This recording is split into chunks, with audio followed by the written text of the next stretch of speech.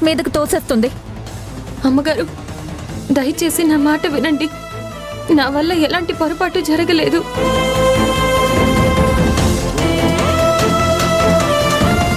పెద్దయ్య గారు, మీరైనా వీళ్ళకి చెప్పండి. కాంచన, కాదంబరి, అనవసరంగా ఇప్పుడు రాద్ధాంతం చేయటం వల్ల ఎలాంటి ప్రయోజనం ఉండదు. తారక్ మెలకు వచ్చాక వాణ్ణి అడిగితే నిజం తెలుస్తుంది కదా. అవును పెద్దయ్య గారు, నేను చెప్తే ఎలాగో నమ్మడం లేదు. కనీసం తారక్ సార్ చెప్తే నమ్ముతారు కదా.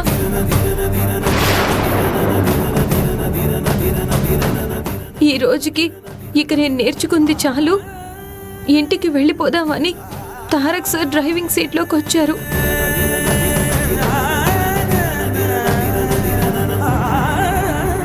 ఇంతలో ఒక టిప్పరు మీదకి దూసుకొచ్చింది అయ్యగారు.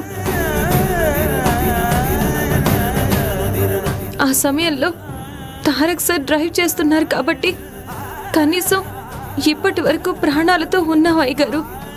ఇది నిజం, నన్ను నమ్మండి.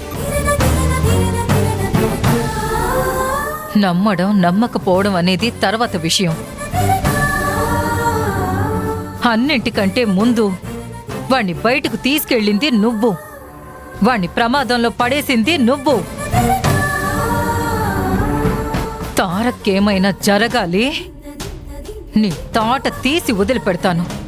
ఏమనుకున్నావు? దీనికింత కూలుగా అడిగితే ఎలా చెప్తుందమ్మా? 4 తగిలించి అడిగితే అప్పుడు చెప్తుంది. నిమిష, మాటలు జాగ్రత్తగా రాకపోతే పళ్ళు రాలగొడతా.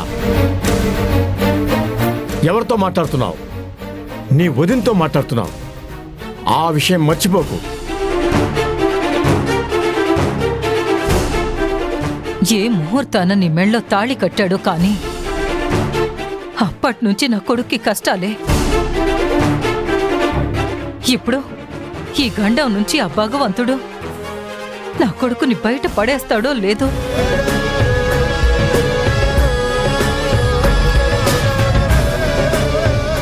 ఆంటీ ప్లీజ్ ఎమోషనల్ అవ్వకండి.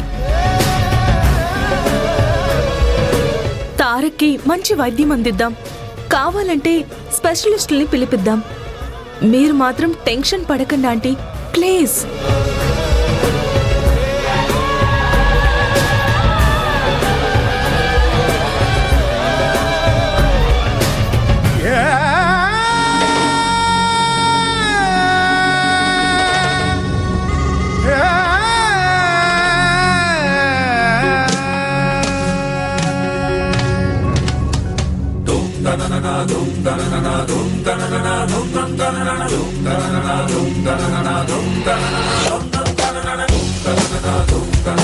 ఏమండి, తారక్ ఎలా ఉందో ఏం జరుగుతుందోనని చాలా భయంగా ఉందండి.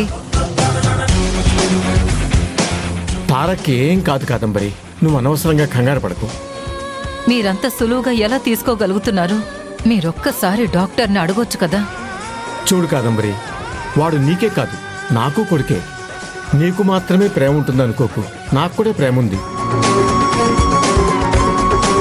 వాడికి ఏమన్నా అయితే నేను మాత్రం తట్టుకోగలనా? మన ఊరికే డాక్టర్స్ వెంట పడుతూ వాళ్ళని విసిగించడం వల్ల ప్రయోజనం ఉండదు. మంచైనా చెడైనా వాళ్ళు మనకి చెప్తారు. నువ్వు అనవసరంగా కంగారు పడి నన్ను కంగారు పెట్టుకో. ఎక్స్క్యూజ్ మీ, ఇక్కడ తారక్ వాళ్ళ ఫ్యామిలీ ఎవరు?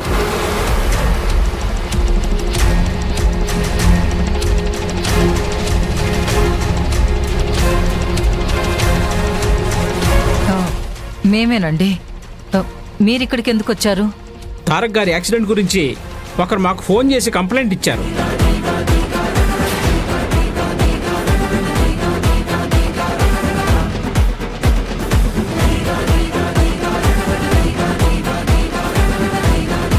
సడన్ గా పోలీసులు వచ్చారేంటి?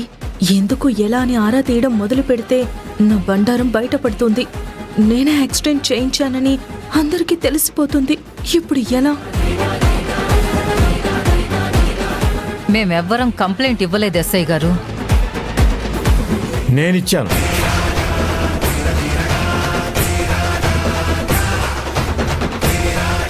ఏంటండి ఏం మాట్లాడుతున్నారు? అవును కాదంబరి, పోలీసులకి కంప్లైంట్ ఇచ్చింది నేనే.